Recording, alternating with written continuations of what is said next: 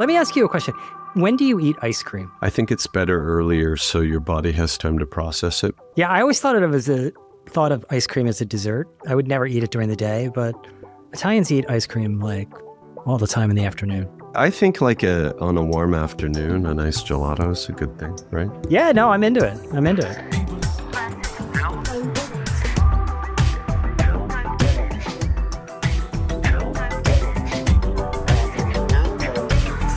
Welcome, everyone, to People versus Algorithms, a show about detecting patterns in media, technology, AI, culture, all of it.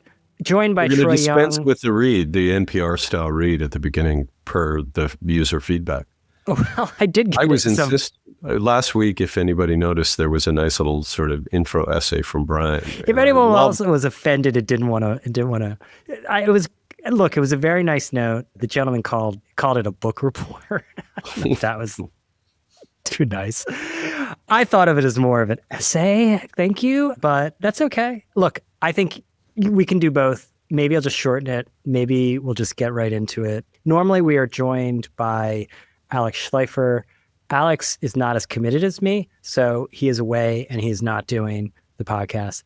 And Anonymous Banker was going to come, but I didn't change the calendar invitation. So sorry, AB, that was absolutely not on purpose. So it's just me and you, Troy. That was my plan all along. We've done this before. I think we can pull it off. Yeah.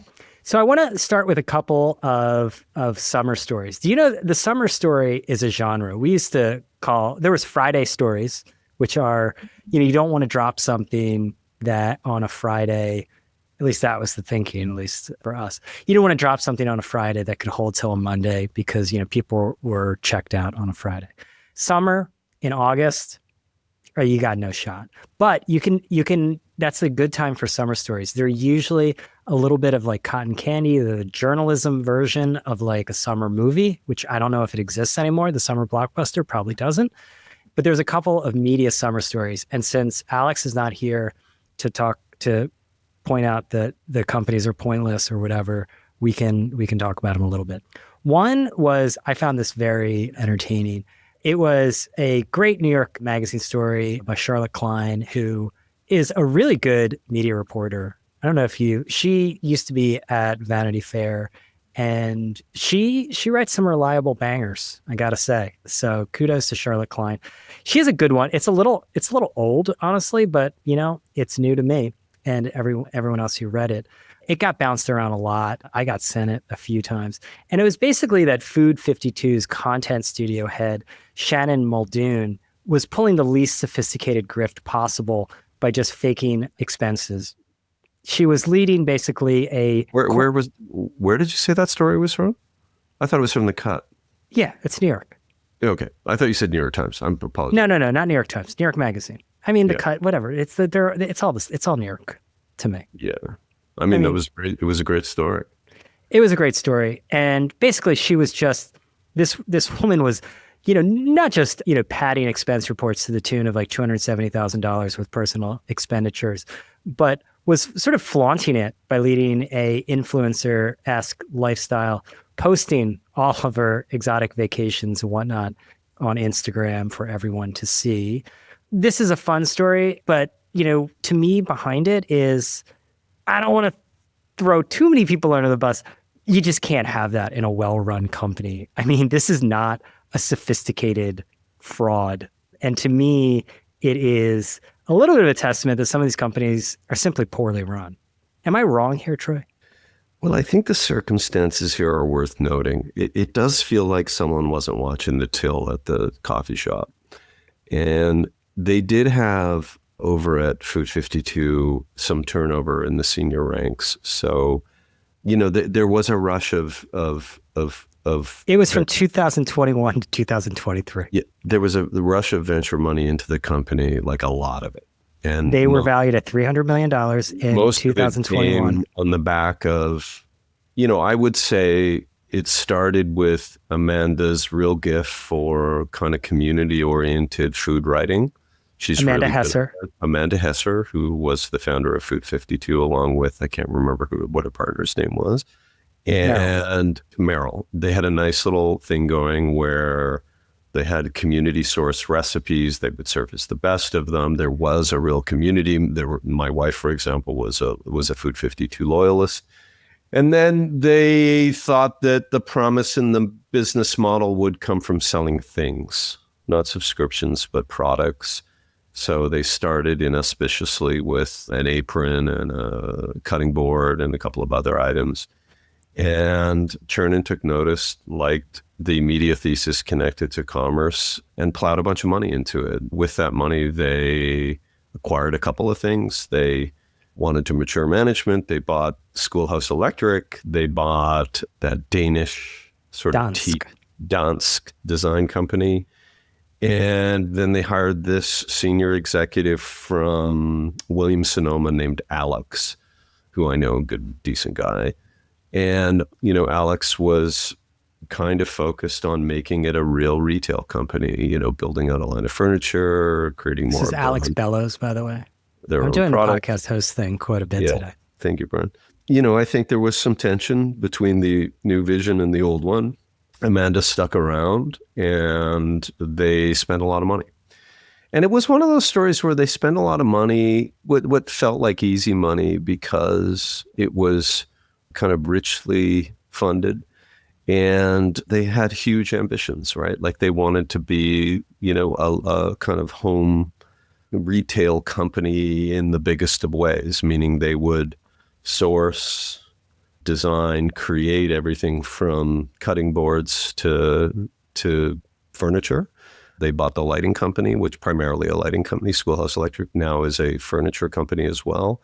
And they created a really big kind of e-commerce marketplace.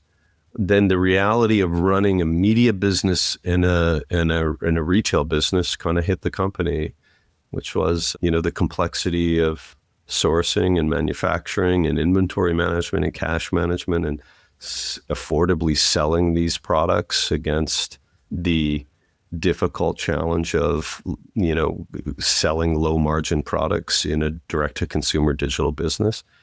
And then Alex split and they hired Erica. And through all of that, clearly... Erica Bodden, former CEO of Barstool Sports. Correct. And through all that, people were, they had that brand studio and there was opportunities for expense fraud. But tell people, is it hard to pull this off? Would you have caught it? Oh, yes. Yeah. Your finance team would catch it, for sure. Well, I don't know how I just a lot can't of money. Imagine. I mean, listen. This is not Google. No. It's Food 52. But it's not just like business. she submitted an inflated expense report. What she did is coded expenses to, advertising projects or brand studio projects that became part of the cost structure of doing branded content for clients, right? So you do $100,000 video production and there's, $40,000 of hard costs against it. And that was the cover for expense fraud. And so, I see this all the time, by the way, not the fraud part, but, one of the markings of traditional media or of modern or digital media business is a shift from selling what used to be a great business, which is impressions that you've earned on your own platforms, like your web impressions or your email impressions or whatever, where every dollar is kind of marginal profit, to selling branded content on third-party platforms where you have a lot of expense in the form of creating the content, essentially creating the commercials for advertisers, and distribution expense because you're buying paid impressions against those posts. And so what happens in these companies is you trade really high margin ad programs for much lower margin ad programs. And if you're not careful, and this was like, I was psychotic about this at Hearst, if you're not careful in pricing those correctly and managing the time you spend against them, you get massive margin erosion. Yeah. Now, the real issue as well is in agencies, the old formula in agencies was manage your hourly rate and manage your employee utilization against a practice of tracking every hour. And so in the old days, if you could get $275 average billable rate and 80% average utilization across your agency, you could make a lot of money. Those are the two metrics that mattered the most, right? That the people on your payroll were utilized against paying projects, and that those paying projects had a decent hourly rate. Now, the problem in media companies is no one measures their time against anything, right? So you could have a studio filled with lots of people that are doing good work on a branded content project where essentially what you're doing is making the commercial that the agency used to do and trafficking it and measuring it and managing the customer and all of that. And none of those hours are paid for. You're just like, these are people that work in our company. Yeah. We don't look at it like an agency where it's time for hire. And then what you get is you've swapped out, the really good revenue for really kind of mediocre revenue. And suddenly your 20 to 25% media business goes to a 7 or 8 or 10% media business. And so, yeah, it's a new muscle inside of companies. And there's a bigger story. So there's the sort of shift to agency at media companies that I think is a difficult transition. And then the story at Food 52 is a broader one, which is retail businesses are super complex. Media businesses are super complex. Complexity plus complexity is typically a bad thing in companies. And it's a different type of complexity. Yeah, completely. You're managing like warehouses. And the craziest thing to me about this sort of pivot to commerce and real commerce, not the affiliate stuff, was that we already sort of went through this. Like Thrillist and Jack Threads was a disaster. And that was a long time ago, like the early 2000s. And it was all because, I remember Ben Lair was like, we didn't have experience running warehouses or anything. They were in like an email newsletter publisher. So difficult business. Another media exec, I remember one time when the content studios were the hottest thing, he said, the problem is we're not like agencies where we don't have a culture of like firing a bunch of people if we lose an account. Right. He's like, you have a bunch of people in agencies, you lose an account, right. You cut a bunch of people. It's just accepted. Like, it's not like, it's just the way things go. And, publishers didn't have that muscle was his point. That leads me to another great summer story. Just the last point on that is like how kind of idiotic that she was sort of flaunting it on social media and taking her colleagues out for expensive dinners is really shocking. I mean, well, that's what makes it a great summer story. I mean, a summer story is all in the details, right? If this was just like some minor graft, it wasn't even that much. I mean, really, it's like $270,000. Maybe in media it's a lot, but it's not like, the heist of the century or anything like that. But it was the fact that, she was posting about it on Instagram. It got picked up by Daily Mail. It got picked up by the New York Post. And because it was, that's why it was a good story. And Charlotte had a great lead. She said that she was engaging in unquiet luxury, which is lovely. There was another talk about small stakes. I'm glad Alex isn't here. There was this newsletter company called Newsette. It was one of those, newsletter brands that kind of popped up and said, hey, we've got 1 million subscribers. It's young women. And it was another one of those brands like, you never heard of them, but you're like, okay, well, if you say so. And it turned out, she was sort of making it up a little bit. She really, and the fake it till you make it stuff it's a slippery slope, I would say. And well, it's a little bit part of the fabric of the business. My classic line about that is everybody lies in media, but you can only take it so far. Well, what is the lie? I mean, yeah, everyone rounds up or rounds down. The lie is our revenue is bigger than it is. The lie is, people love us, stuff like that. Okay. Well, she maybe took it a little too far. She was doubling her email list, and I will give Forbes a lot of credit. They put a lot of effort into writing the piece about the issues here. And of course, she was a 30 under 30 honoree. So they have something of flywheel here. They can honor these young people and then just track them. And eventually, we've seen time after time enough exposing the frauds on that list is a good idea. Like anytime you're just like short on a story, just examine the Forbes 30 under 30 list. To me, like if there was like a larger point in this, there's a lot of this kind of media line that moved into like email newsletters because it's impossible to check. There's no ComScore for newsletters. You can say you have 1 million subscribers and you have 500,000. You can buy subscribers for under $1. Sweepstakes and co-reg used to be the tricks of the trade. And, ultimately, a lot of this area is inflated. And what was the name of the guy that was recently pardoned? Carlos Watson. Yeah, Carlos really set up. Well, he made a great point. His defense was, what are you coming after me? I'm just like, everyone does this stuff. Yeah, it was the phone call with Goldman or whatever. Well, that was a little too much. That's the thing. That's when you get into the territory where the New York Attorney General gets involved. So you don't want to fake it too much, I think, is the big story in media. Anyway, those were both really good stories. I also saw something that shared with you guys that I thought was fun.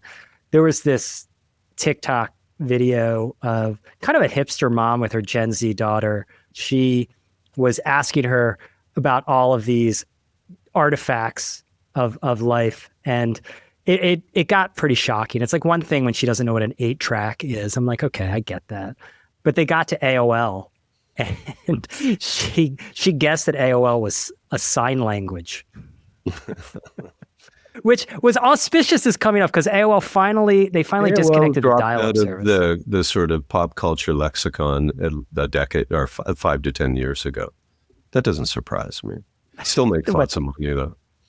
That Gen Z doesn't even know what AOL is. She didn't know what a chat room was. That kind of surprised me.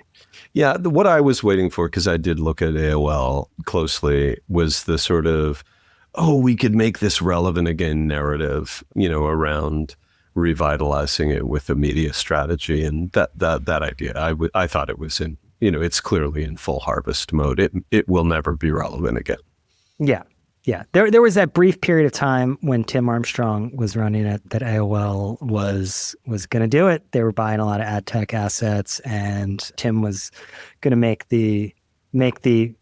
banner ads into the new TV commercials. Project Devil, I believe it was called. Mm-hmm. Didn't really work. Admirable, that project, actually. But, yeah. Yeah, it was admirable. Yeah. Doomed to fail, maybe, but admirable. Well, doomed to fail in that, humans are hardwired to do one thing at a time. The problem with banner advertising, it doesn't matter how big it is. Skins have been around for a long time, right? Is that, getting people to do two things at once is the core failing of the banner. Yeah, display advertising has been a disaster.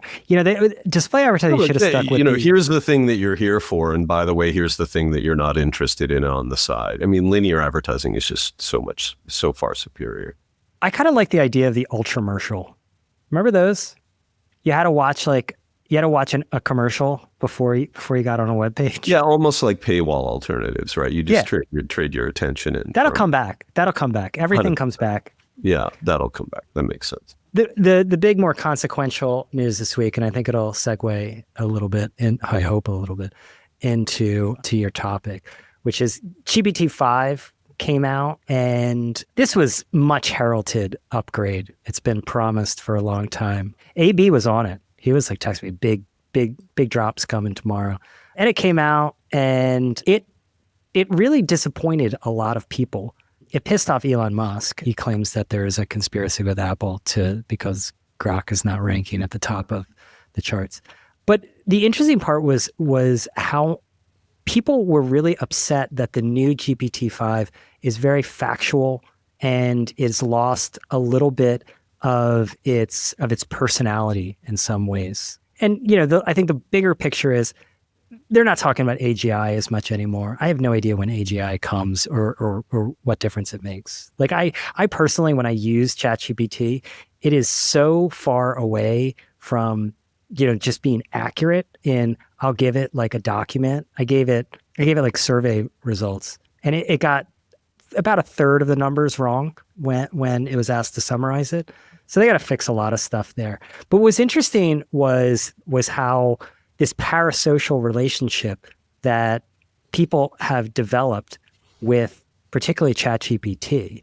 And I think that's becoming a real issue. Like when we talk about AI safety, a lot of people go back to the paperclip example, that you're going to tell the AI to do some task and don't let anything stop you, or make paper clips, and it's going to end up ending the world. But I think the really near-term danger of this is new social media, and these chatbots are becoming boyfriends, girlfriends, therapists. And when ChatGPT changed and they changed the personality, people were upset. Well, I wrote about this week because it struck me. That's why I brought it up, Troy. Well, I knew I needed a hook on this thing that I saw on Shelter Island, and it seemed to fit. Because you know this, Brian, I have uneven cell service, particularly where I'm located on the island. But anyway, so sometimes in the morning, I get out in the car and I go get a coffee. So I park on the street next to the cell tower that no one ever drives on because it's a dead end.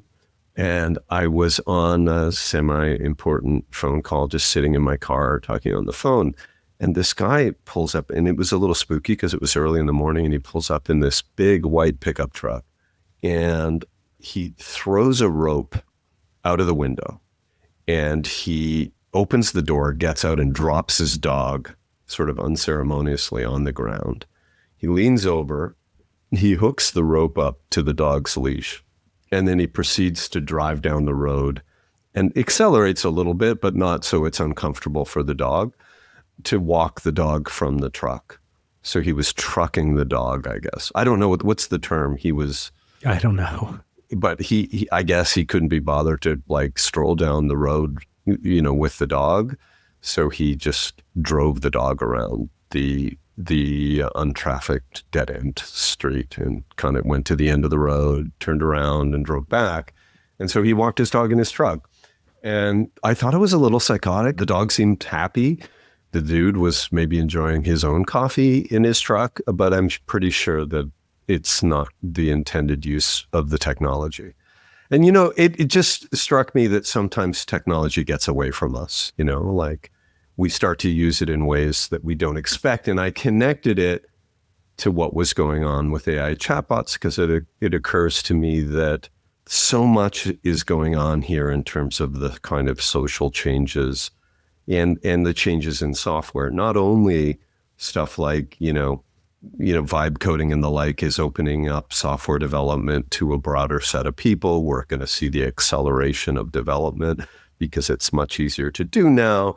It changes, everything, like the relationship that we've had for years with outsourcing to India. Suddenly those, arbitrage economics change a lot because software development becomes much cheaper, closer to home. But there's like a number of things that first of all, there's an article in the FT today. This is a little bit of departure, but there's an article that talks about the scale. And we hit on this in the last couple of weeks. But I'm numb to the numbers. I'm numb. The number I have right here, Brian, is, over the next, we have global spending on AI related data infrastructures projected at $3 trillion over the next 3 to 4 years. Seems reasonable. And, the number that's going around with the hyperscalers is 400 billion in 2025. And, the article looks at who's financing it, where's the money coming from, because obviously we can see, we can see the analogy to the overbuilding of pipes that happened in the early 2000s. That the railroads is very popular. Took down Nortel and put lots of pressure on Cisco, and it went from being a much lauded infrastructure stock to being kind of nearly bankrupt. And then, of course, once a lot of money gets invested from third parties, they securitize it. It creates more downstream financial risk. But the scale of this is enormous, and it all pivots on one little thing, which is how much does this technology change the way we work, both individually and in corporations, such that someone is going to pay for it, right? And a big part of that is, like, does it really work? Does it really help us? I mean, clearly there are novel applications. Clearly there's lots of ways that we can see using this. But when the error rates are really high, right? And when, like, this notion of AGI feels like a bit of a ruse to me, because you really do, per your comments, see the limits of the technology as it being better than a stochastic parrot. But I was asking AB, I'm like, am I using this wrong? I wish AB was here. They are an AI maximalist. I'm like, okay, but I'm just saying on a daily basis, I just don't see it with chat. It, like the writing is horrible, and that should be the easiest thing for it to do. It seems like it's getting in some ways worse, and it makes errors constantly. What I thought about this moment when people, just to kind of recap, there was a lot of chatter in Reddit, like in subreddit around AI boyfriends, AI girlfriends, and people that had developed deep parasocial relationships with the technology, is that this new chapter exists kind of at the far end of this kind of long, slippery continuum, like what seems like decades of codependent relationships between humans and technology, right? And so like, and if we reflect on it now, I think we can see that like social networks, have reduced direct human connection to like these dopamine hits that we get off of Instagram. Google Maps, I think, is sort of eating away at our ability to understand the spaces we occupy. Spotify tells us what to listen to. Amazon tells us what to buy. Netflix kind of dulls critical opinion and personal taste. All of this is the consequence of the algorithm, right? Even down to memory. Our cell phones in the clouds help us remember things. And so now what we have is this emotional connection, right? And that I think is really interesting. And there's reason to worry. I don't know if you listened to this Plain English podcast this week, and I think it was entitled "The Modern World is Changing America's Personality for the Worse." And it really documents this kind of lapse into like that we're less extroverted, less conscientious, more neurotic. And all of this is really about us isolating ourselves and spending more and more time, outside of, social connections and the bonds of our community. And I think, there's reason to be concerned. And so the other part of it is that I thought, oh my God, it wasn't the functionality of GPT-5. I mean, GPT-5 was I think a disappointment because Sam Altman and co had set it up to be AGI, right? Like we were expecting something profound, something that was sort of self-learning, something that had real insight and wasn't just kind of comparative in its output and it doesn't feel like it's that big a step ahead of 4, but it was what shocked people was that the design dimension of personality. And that feels like a new paradigm in product design, in software design, that we need to focus on. Not just like, remember how people used to freak out if we changed the buttons on a website, or we changed, where you find a section or how you navigated Amazon or whatever. Like those were, obviously interface dependencies that people had become, accustomed to. And I mean, the news feed was like a big deal. Like people were really so people hated it when you changed that. Facebook. Now we're not changing interface because it is a chat interface after all. We're changing personality. And that really freaked people out. And so we have this, new thing where machines are much more than functional functional tools. They're emotional companions. And what is the responsibility of a company when an individual becomes like dependent on your software at a level of emotional support? What is your responsibility to manage that in terms of backward compatibility? It's pretty bizarre, right? Yeah, but it seems like they look to dial back that because, people get into these loops and I see how it can happen. Like I've uploaded a couple of years of journals in there, and I believe I'm self-aware enough to know it tries to pull you deeper into yourself, and it presents itself as a neutral third party, but it's not a neutral third party. It's just parroting back at you, your own sort of biases and thoughts. But the way it presents is different, and that's intentional. And they've made these things, they've decided to anthropomorphize them, and they've gone down the exact same path as the social networks with all of the engagement tricks. You cannot get that thing I don't care what you do. You cannot get that thing to stop asking you questions. Do you want me to make this into a Notion? It keeps asking me. I'm like, what is it with Notion? Why? It I'm never not a asks you Notion that. person. Really? It asks you if you want to turn it into It constantly asks me if it wants to make something into a it should Notion. know better. Exactly. And so I think that's a major issue, and that they sort of neutered it a little bit. And so now it's much more bullet pointy, which I prefer. It's like, look, apparently some people like the Southwest airline pilot who tells the jokes. I just want the person to, pilot the plane. I like my robots to be robot-like, that's fine for me. Well, and the other little personality. dimension of the story is how eager the LLM companies are to get government addicted to the tools.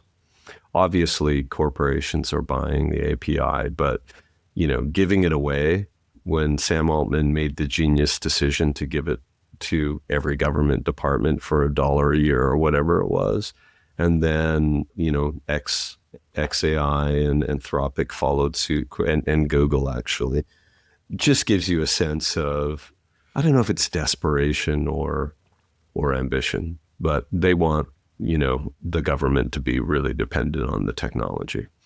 Yeah, well, they want to it's the blitz scaling, and it is interesting. Now these technology companies are so entwined with governments. I'm just finishing finally the Patrick McGee book, Apple in China, and it's really remarkable to read that now. I mean, you kind of have to go back into what the world was like in the 2000s. But how involved Apple was in China and inevitably with the government is really, it is a major challenge for that company. They can't just up and leave China. And a lot of the technology companies are going to have to pick a side. You're going to be an American technology company. You're going to be an American technology company. And a large part of that is the government. I mean, AI is going to be, remember when Google would claim that they wouldn't sell things to the military? Yeah, because employees would protest. No, they're all going to be entwined with the government, and with good reason. I mean, they are a critical asset. Our technology dominance is a critical asset. Not dominance. I don't think we have dominance, but our technology lead is a critical asset in geopolitics today, and that's different than when you're making social apps. Deeper, just different. Yeah. Something that I noticed here in Italy, this is a little travel log. Would you indulge me in a little travel log? Yeah, I like to go places, as you know, Troy. I'm observant. I like to observe things. And travel has become... Well, you observe and then you like to turn it into a narrative. Yeah, no, I like to ring the towel. And travel, has become a lot of sameness. You step off the plane a lot of places, and it's a lot of things are the same these days. And I think that's just a function of, how commonplace travel has been, and the internet, et cetera, flattening everything. But one of the things I've noticed in Italy, I noticed so many grocery stores with these Conad, and they were different types of grocery stores. They were what? Sorry? Conad. Conad is the brand. It's not the best brand, right? Well, it sounds a little like Gonad. Yeah, well, it's an acronym. I'm not going to try to pronounce the Italian for it. But basically, I would notice them in cities, but I would notice them in villages, and they're all over Sicily. It is a cooperative. So basically, in the 1960s, because big grocery store chains were coming in, the response, most of the Italian grocery stores were just mom and pop operations. So they started a national co-op. It now has 3,000 independent owners. And they basically took a middle ground. They were like, okay, we want to... Yeah, it's like home hardware in the U.S. Yeah, we want to be close to the community. We want to be owners of it. But then we want to have the advantages of scale. So the co-op handles the supply chain, branding, technology such as it is, real estate, back office. But the local owners run the stores, and they own the co-op. And right. I found this very charming, because it's so not American. It is in that car dealerships are kind of like that, right? And like I said, home hardware is like that. It's a supply cooperative, but the stores are independently run. Is it? Yeah, that's why your local hardware store looks like it does. We need more of that. And I think publishing. Well, what's so great about it? I'll give you because you can are they good grocery stores? Well, yeah, because like you can localize the person on the ground, right? The owner is going to know, different parts of Sicily have different, delicacies that they're into. So they stock the things that you can't have a one size fits all approach, particularly in a country with many different, cuisines and gastronomic I actually delights. think the IGA is like that. The IGA on Shelter Island is very tuned to Shelter Island. It's completely Okay. different than the IGA, in some town in the North Fork. It's very different. Is there that much cultural differences? No, but they just put fancy stuff in it. Okay, fancier stuff. Now, look, there are problems with any sort of cooperative. I've never been part of like a co-op. I don't know, New York City has co-ops. They would never get involved in a co-op. But anyone who has been, these things are very inefficient. There's slow decision making, a lot of politics and squabbling. But this was like some brilliant lead into a monologue on nobody wants to start a media company anymore. Well, yeah, this is my thing, is I think publishing, and I've thought this for a while.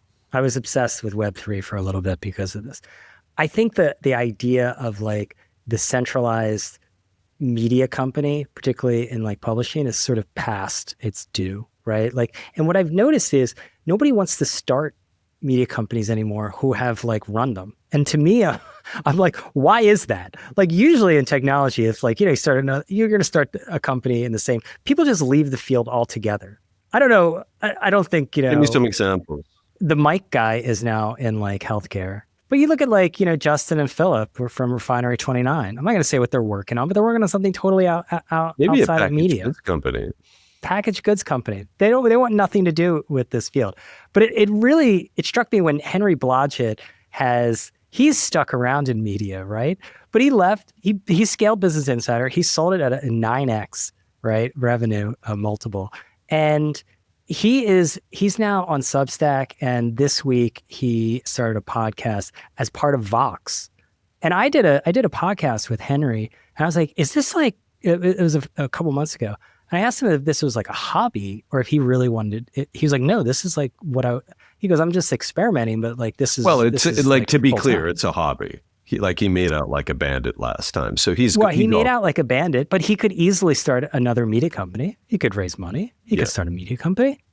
And instead, he's going down this different path. But I think that there's a need for a cooperative model because you have on one end, you have flailing and mostly failing legacy institutional models. And then you've got all of these little independent mom and pop. I'm one of them. I aspire to be a cooperative in this analogy, Vox, or is it the platforms that they all sit upon? No, I think something new needs to be created. Okay. Because I think what Vox is doing, and I think it's interesting, is they're trying to, I always say you're between the individual and institutional continuum, and everyone has to situate themselves somewhere along there. Puck is somewhere along there, but really they're more institutional. They just like, people get to call themselves partners and they get some equity in. But it's not, they don't have like true ownership. Substack, you fully own, and there needs to be something in between. Now, what Vox is doing, and again, this is like a power law, so there's not many people that are going to be able to pull it off, but that they have, Kara Swisher and Scott Galloway. I've noticed like they're the model right now. You would rather be Kara Swisher and Scott Galloway, certainly, than you would any of these large media companies. So I personally would rather die, but anyway, go on. I don't know. I mean, Scott's very open about like the economics of that business, his business, and it's really good. His emotional transparency or fake emotional transparency is really what endears him to people after all the kind of bad banter. Yeah. Is it? I think whatever works. It's a growth hack.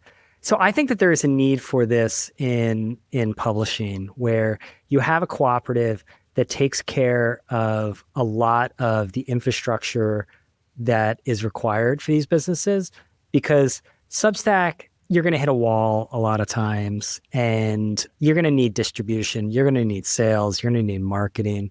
And I don't think it's just going to be technology platforms. A lot goes into like running a media business. And I think a lot of independent people don't want to do that, don't necessarily have the expertise in doing that, And I think more than that, like they don't want to build a regular media company. So I think we need a conad of media. Wrote a little bit about this today.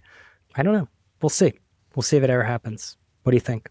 I mean, I think it makes sense in these sort of, like you said, models where people sit on a continuum between sort of creator and institutional. I think in other cases, you still need, you need to have a scaled media organization. I think it's been interesting, by the way, which we don't spend enough time talking about, on the kind of linear side, how the networks and large cable companies are fighting back around sports rights and saying, in some ways, it's very analogous to what it would have been like in a print company that had an established brand and a magazine, as well as all the digital. Like, Paramount gets the rights to UFC for a huge sum of just over $1 billion a year and a $7 billion contract.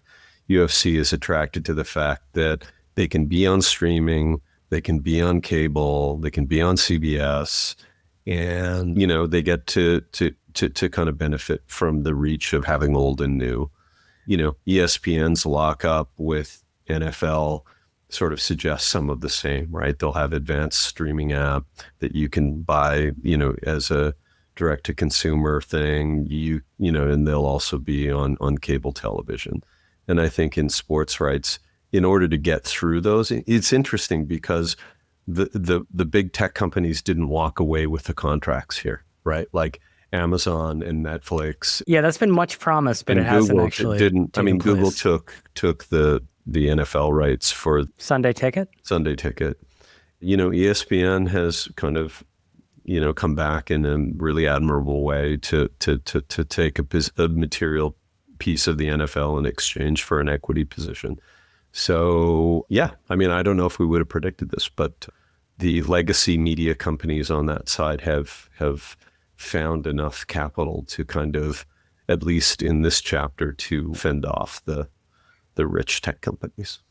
I mean, is that a long-term position that they can hold? I mean, because it's long-term, so provided that they add direct subscriptions at a pace that offsets the decline in cable. Yeah. Okay. Should we get to good product? Okay. You don't have a good product? No, do you? Yours was, what was it, ice cream? No, I have a good product. Oh, great. Thank you. You know what? That's what I love about you, Brian. You're always there. I'm always there, for better or worse. Yeah. It's aperitivo is a great product. Great product. Aperitivo is, I believe it started in the north of Italy, but now it's throughout Italy. There's a lot of aperitivo going on in Sicily. I'm actually heading out directly after. What's the difference between, dumb question, between an aperitivo and a digestif? No, so an aperitivo is an event. Okay, it happens at sundown. It is the transition from the workday to the nighttime to relaxation. The Italians are very good at relaxation. I'm not saying they're not hard workers. I'm just saying they're very good at relaxation. And so you have little snacks. It's a gathering. It's a communal gathering. And I think this can combat the loneliness. And I think we can have a lot of lessons actually from the Italians when it comes to what we've done with technology to ourselves. Because you go to have aperitivo, you'll have a spritz. That's when the spritzes come out. Maybe you'll have a Negroni. It's a little strong for 6 p.m., but maybe you'll have that. Yeah, but I strongly believe that you should start drinking very early and cut it off early. Okay. Like, I'm a real advocate for like a beer at 11. And if you're with friends, you could maybe hit it hard until the kind of mid-afternoon. But then if you cut it off, because you sleep better if you drink early. If you drink late, You're guaranteed to have a bad sleep. Well, here in Sicily, it's with sundown. And so you'll go and they position you to like, Are you getting a bit of a buzz? Is that the goal to socialize? But do you get a little bit? No, it's social. It's social. I don't think it's like a getting a buzz kind of thing. Maybe you have a glass. They have more wine, because there's more wine in Sicily, but there's wine actually. Is there a lot of other stuff going? Vapes, weed, mushrooms. No stuff weed. Like that going No weed that I could tell. Weirdly, Europe is not into weed like the U.S. is. They haven't legalized. I don't. Can you say that with any real knowledge of their habits? I mean, no, but I can say that they have not gone as far culturally because they have not legalized in most. Well, you can buy countries. Cocaine on the street in Portugal legally.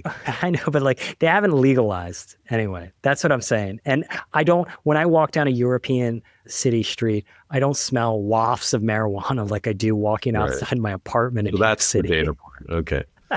That is my lived data point. But they have snacks. The thing is, if you do aperitivo right, it's a full dinner, really. They got little pieces of pizza, They stay olives, up later, right? Like do you find you're staying up a lot later? No, I go to bed early. I wake up super early here to go running. So it's great. But that's because you do aperitivo and then you just like go home. But one of the great things about it is it's an all generation thing. And again, this gets back to the loneliness thing. Like one of the things that I notice in Europe in general, but particularly here in Italy, is that there isn't this sort of segregation by age, and that you have like, it's not like there's just like quote unquote young people places and whatnot. There's all generations at places, and a lot of times together. I think it's like really nice to see here that you'll go to have like aperitivo and there will be, up to 3 generations like enjoying it. I love it when there's kids running around. It makes it better. So we need aperitivo in the United States. Nice save, Brian. Very good. Yeah, no problem. I'm going to get to aperitivo right now. That's it for this episode of People vs. Algorithms, where each week we uncover patterns shaping media, culture, and technology. Big thanks, as always, to our producer, Vanya Arsenov. She always makes us a little clearer and more understandable, and we appreciate her very, very much. If you're enjoying these conversations, we'd love for you to leave us a review. It helps us get the word out and keeps our community growing. Remember, you can find People vs. Algorithms on Apple Podcasts, on Spotify, and now on YouTube. Thanks for listening, and we'll see you again next week.